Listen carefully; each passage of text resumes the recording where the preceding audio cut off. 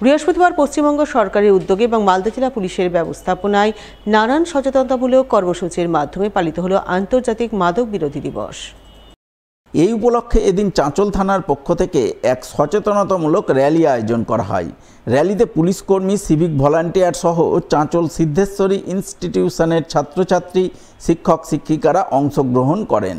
তারা সকলে মিলে চাঁচল থানা থেকে র্যালি করে গোটা চাঁচল সদর এলাকা পরিক্রমা করেন। র্যালিতে অংশগ্রহণকারীরা জীবন্ত ট্যাবলো, প্ল্যাকার্ড সহ মাদক বিরোধী বিভিন্ন স্লোগান তুলে ধরে সাধারণ মানুষকে সচেতন করেন। মাদকমুক্ত, নেশামুক্ত সমাজ গঠনের বার্তা ছড়িয়ে দেন। এদিনের এই আন্তর্জাতিক মাদক বিরোধী দিবস পালনের সচেতনতামূলক কর্মসূচিতে নেতৃত্ব দেন চাঁচল থানার আইসি পূর্ণেন্দু কুণ্ডু। আজকে আন্তর্জাতিক নেশামুক্তি দিবস। আমাদের জাতীয় পরিষদের 1987 সালে এই নেশামুক্তি দিবসের দিন ঘোষণা করা হয় 26শে জুন।